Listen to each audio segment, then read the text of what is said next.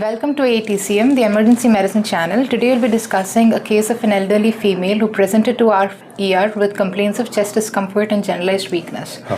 So there was a 69-year-old female who presented to our ER with complaints of chest discomfort, which was radiating to the back to on and off since about 2 to 3 days. But since today she felt a little chest heaviness increased in intensity. Female patient, sir. So Postmenopausal. Postmenopausal. Okay. What is the risk of MI in postmenopausal lady comparing to the same age male? Females are more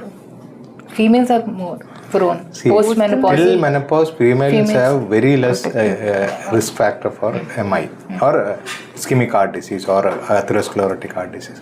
But after menopause, it will become double of the same age man with the risk factors. So she presented. So in our initial 10-second assessment, patient was able to talk in one full sentence, obeying our commands. So we moved on to the primary survey. First, we checked the airway, wherein airway appeared patent since she was able to talk and there was no anatomical distortion as such noted. And then breathing-wise, patient had a respiratory rate of about 28-29, like little tachypnic to appear, but air entry was bilaterally equal. Auscultation-wise, she had crepitations. Bilateral basal crepitations only, and SpO2 was around 94 to 95% in room air. So with this, the circulation part, she had a heart rate of only 53 beats per minute. What are the reasons for tachypnea in ER other than hypoxemia? Hypoxemia is most common. Other than that, anxiety, pain, fear, pain, stress, metabolic acidosis, any fever, LRT, infections, fever or infection. Then pulmonary embolism, like hypoxia related issues. Okay, pulmonary embolism. And panic attack is you told first one. Pulmonary embolism. Or type 2 respiratory failure itself, COPD exacerbations and all that. Okay. In renal failure, what are the reasons for breathlessness? Metabolic acidosis. One is acidosis. Nephrogenic pulmonary edema. Or nephrogenic pulmonary edema itself can be two. One is due to uremia, induced lung injury, ARDS. Other one is fluid overload. So many reasons are there. So we have to find out which is the reason here. So then circulation wise, patient was bradycardic, but rhythm was regular, 53 beats per minute, and BP of 130 over 70 millimeter mercury. All peripheral pulses were palpable and peripheries were not cold. What are the reasons for bradycardia? AV blocks. According to ACLS, heart. You learn and you teach every day. Significant bradycardia reasons. Hypothermia. How do you divide? Bradycardia, like symptomatic, asymptomatic. Symptomatic bradycardia only. What are the reasons? We have to rule out the causes of bradycardia, like the arrest itself, 5H and 5Ts. We have to rule out. 5Ts. As a ER physician, you should remember that first. What are the 5Hs? Hyperkalemia, then hypothermia, then increase acidosis, H plus increase, then hypovolemia, and then hypoxia. Hypothermia. Okay, hypoxia. 5 Ts, tension pneumothorax, cardiac tamponade, pulmonary thrombosis, coronary thrombosis, toxins. Okay. So then disability wise, patient was conscious oriented, pupils were reactive, exposure wise, GRBS was 534 milligram per deciliter, uncontrolled sugars. Okay. So BP, how much do you say? 130 over 70. Peripheries were warm. Patient was not in shock.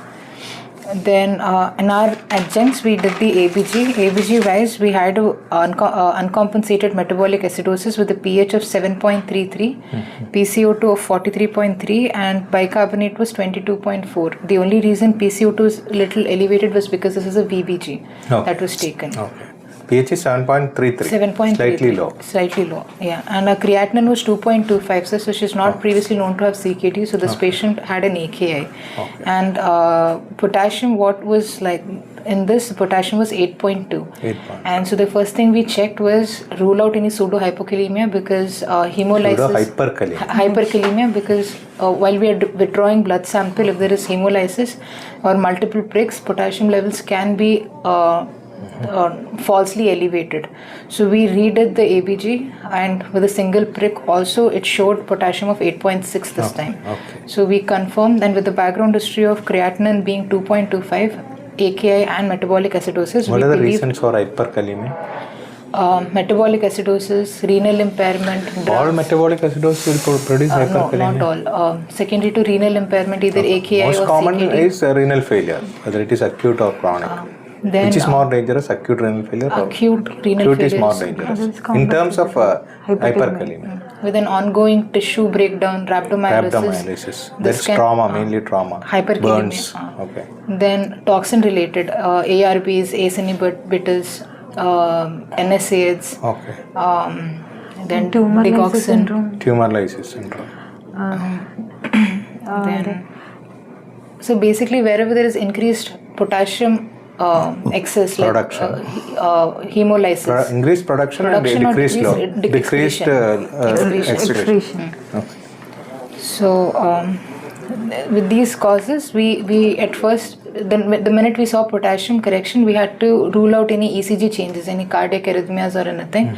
So our second adjunct that we did was an ECG. Okay. Now ECG patient had a heart rate of 55 and there were absent P waves. And then QRS duration was elevated to 160 and QTC was around 419. The thing is, we compared this ECG with the previous ECG because P waves were missing, but the rhythm was regular. Now in a previous ECG, When the P waves in ECG is missing, what all things you have to do? you have to check for the rhythm. First, we have to Increase the amplitude. Here, whenever you are not seeing a P wave properly, increase the amplitude of ECG machine and see whether any traceable ECG P waves are there or not. Okay. So if that is not there, we'll check for the, if we confirm that there are absent P waves, we'll check for the rhythm. If it is regular, then we have various other causes. If we do not have P waves and if it is irregular, AF is the first thing that comes. If at all P If it waves is irregular, if AF. it is irregular and absent P waves, AF. But if it is regular and P waves are absent, we have to think of junctional rhythms. Okay. What are the classical ECG changes associated with hyperkalemia? ECG, according to the measurements, also ECG changes will be there. So in the initial mild hyperkalemia, that is 5.5 to at least 6 to 6.5, you will see tall peaked T waves. Then the second one, that is because of repolarization changes. Okay. Now for the second All part, peak P waves in which all leads? the V1 precordial leads. Almost all leads. Precord. All leads tall T waves will be there, but it will be more visible in the precordial leads. Precordial leads. Then the second one will be from 6.5 to up until 7.5. That is because of atrial, slowly progression of atrial paralysis. We will see P wave being flattened, and then P wave will eventually disappear with PR prolongation. So there will be P wave widening, PRS prolongation, then eventually P wave will disappear. That is, atrial paralysis will happen. The last stage is the severe, that is, we will see more than 7.5. And that it is all the things we will see. That is, patient will have a pre-terminal rhythm, wherein patient will have either a sine wave pattern or asystole, PEA, ventricular fibrillation. Basically, all this will be pre-cardiac arrest rhythm will be seen. So in this, you are seeing junctional bradycardia.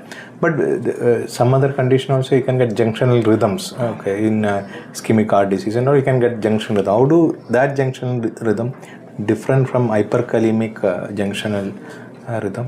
When hyperkalemia is corrected, this will That's correct. reverse. It will take some time now. Before that, when you see the ECG itself, sometimes you can pick up.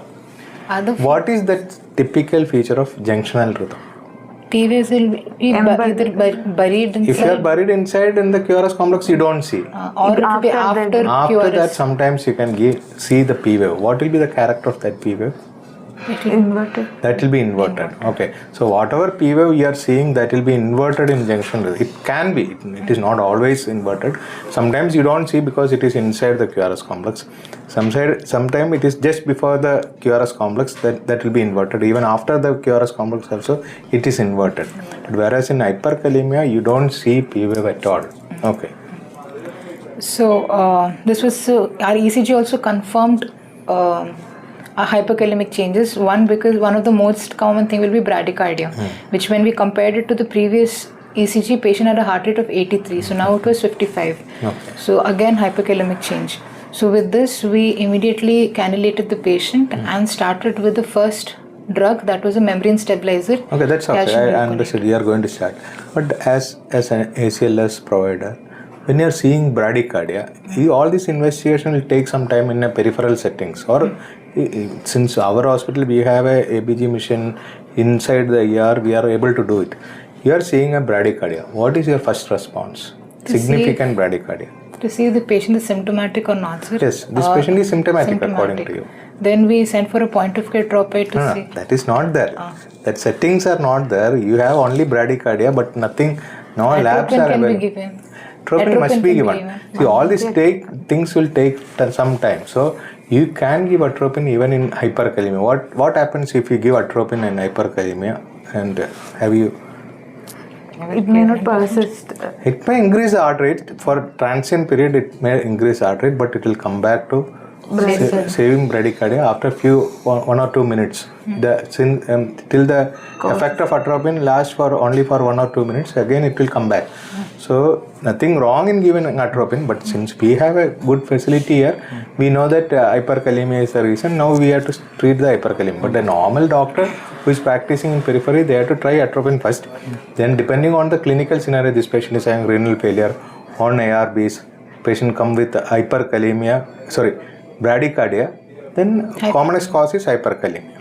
Okay. So for the heart rate is above 50, but with our patient. Yeah, with, 55. 55. So point of care tropoid was also done to rule out this So one. if and you it came see the back to be ACLS negative. protocol also, significant bradycardia, atropine, then look for the causes.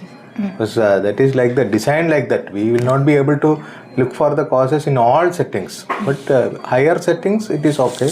That go for the investigation and treat the patient. So our point of care cardiac enzyme was also negative. Now with this adjuncts, we moved on to the sample history, wherein patient's only symptom was generalized weakness, lethargy, and chest discomfort on and off that she's having since about 2 to 3 days. Now allergies as such she did not have, and medications, she was actually a known case of multiple comorbidities like coronary artery disease with status post PTCA was done.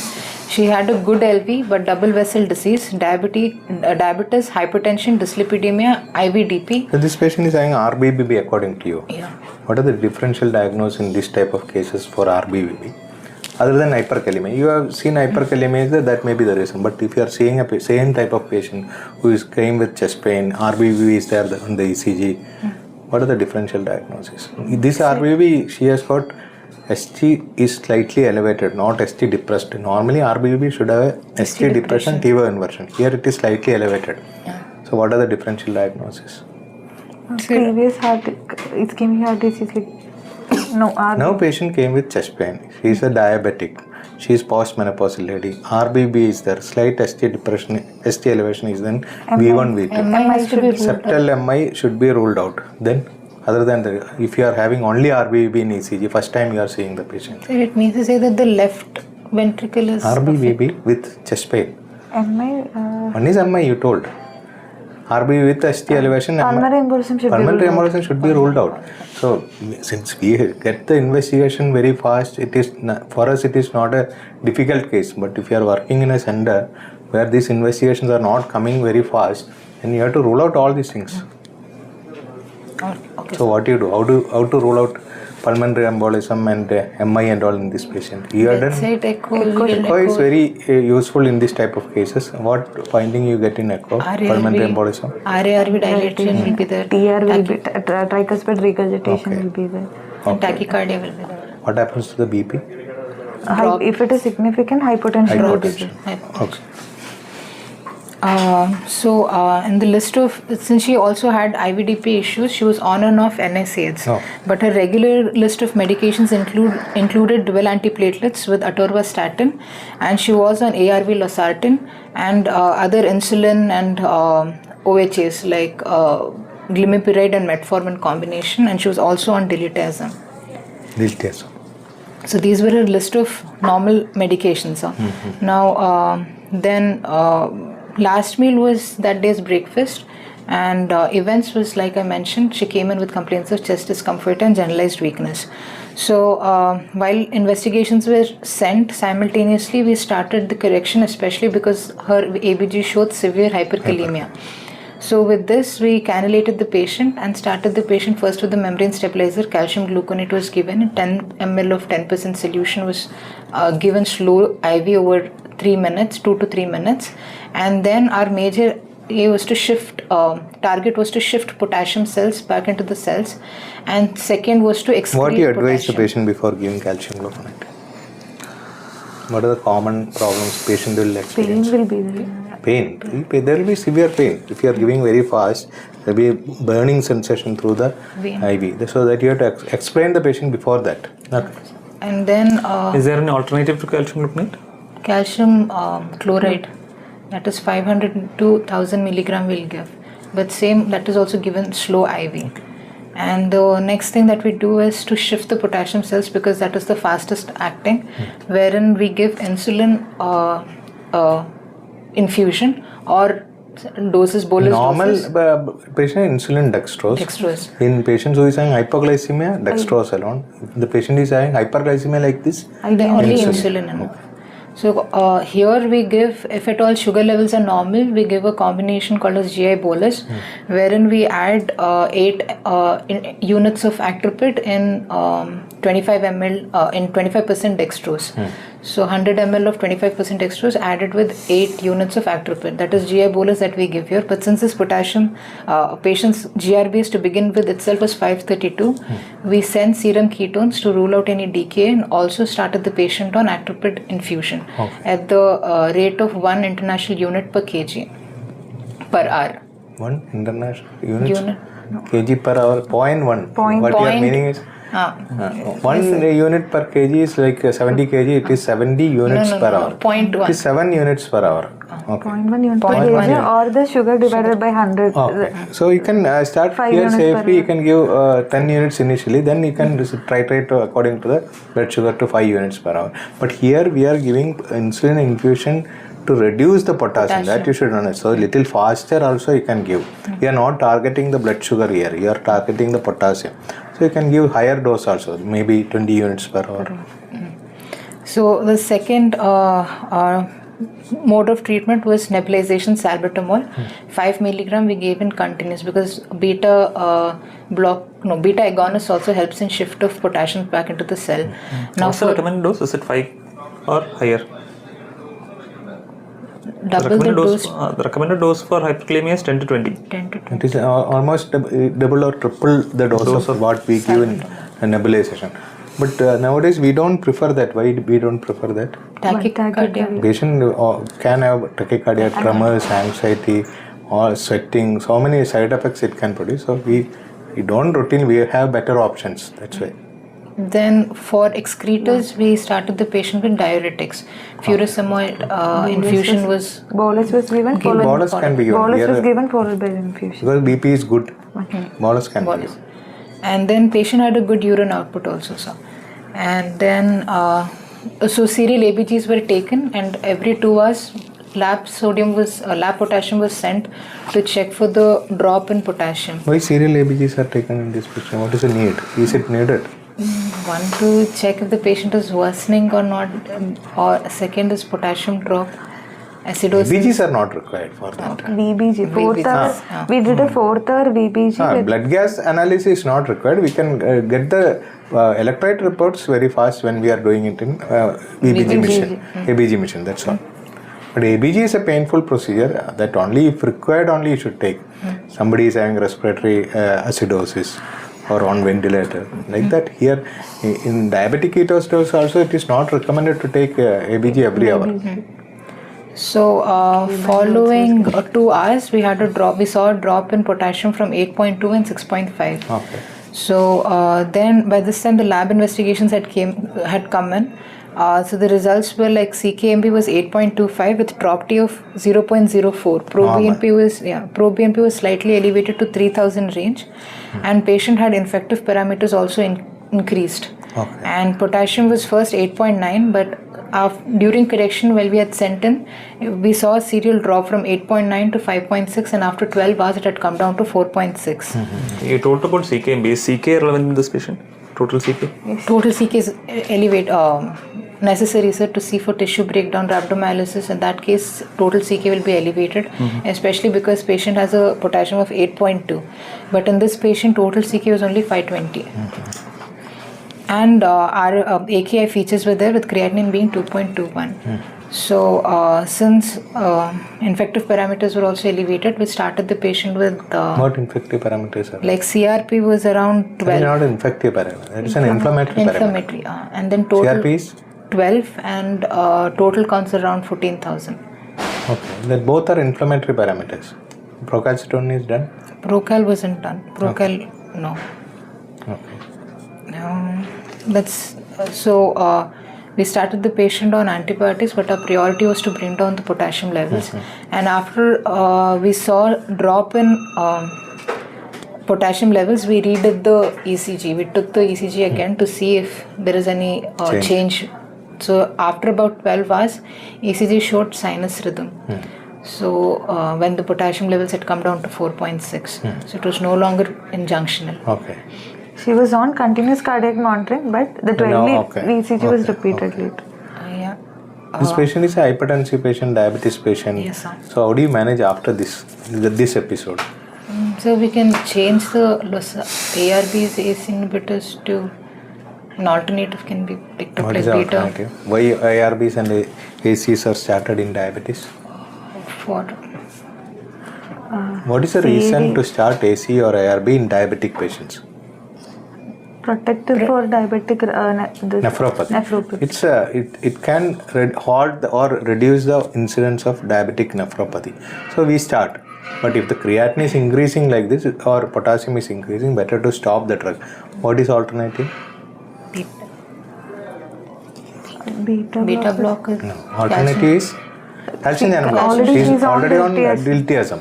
She is on diltiazem, that can be continued. Here you may have to temporarily stop because that time patient had bradycardia. After that you can easily start it. Diltiazem can be continued. So assuming that the medical management is not working, how will you proceed in management of hyperkalemia? The final resort will be dialysis, sir. If Any at all other medical patient measures can be tried? binder, no, that is slow. we had given oral potassium binding agents also, but that is like slow acting. But in such a scenario, everything will add on. Then another thing is a sodium bicarbonate. If the patient is not intubated and all, there is a high risk in giving IV sodium bicarbonate correction. But in our patient, without that itself, it was coming. So we had to go for that. Otherwise, sodium bicarbonate correction is a thing. Can be done in cardiac arrest or impending cardiac arrest, or patient is having severe acidosis with hyperkalemia. Okay. And the final resort will be? Hemodialysis. Like if not improving, refractory hyperkalemia, hemodialysis. Okay. Choice. Any other unusual presentations you can think of from hyperkalemia other than cardiac and things like this? Muscle weakness, paralysis can come up. Hyperkalemic periodic paralysis. Both hypo and hyper is explained. That is more common in which type of patient? Hyperkalemia. That's a channelopathy. What are the conditions associated with hyperkalemic periodic paralysis? It's very, very rare. We routinely see hypokalemic period. Thyroid dysfunction. Hyperthyroidism, Graves' disease. Hypoaldosteronism also presents with hyperkalemia. Hypoaldosteronism. Yeah. So the idea is to rule out pseudo hyperkalemia, and once that is ruled out, to manage accordingly. Okay. There is no clinical finding. Most of the hyperkalemias what we get in lab report is wrong or pseudo hyperkalemia. So always take another sample and confirm. But if the patient is having symptoms of bradycardia, according to ACLS protocol, first response is always atropine. Okay. But here we have different scenario. We have a ABG lab near to us. Within 2 minutes we get the report. Here it is easy. Otherwise, atropine should be given. Atropine is short acting, means it acts only for 3 to 5 minutes. By the time we'll get the report. From the etiological perspective, did we send for any toxicological workup for this patient? It looks very catastrophic, no? Like We didn't send some. what happened? Patients ABG, potassium, serial potassium dropped. And it remained low even after. Yeah, and then heart rate picked up. Like Creatinine improved? creatinine from 2, the last creatinine was 1.45. Uric acid? That is normal. To begin with itself was normal. Mostly it is NSAID induced type high creatinine, and all the drugs contributed to hyperkalemia with renal failure. And she tested positive for COVID also. So our gene expert came back to be positive. Okay. But she is symptomatic for COVID? She had crepitations. She had crepitations. Crepitations are not a symptom of COVID. Fast breathing. Discomfort she was giving. And saturation was like 94-95%. COVID gene expert positive can remain for some more time. Even after the disease come down, acute phase, it can remain for some more time. Okay? Thank you. Thank you so much.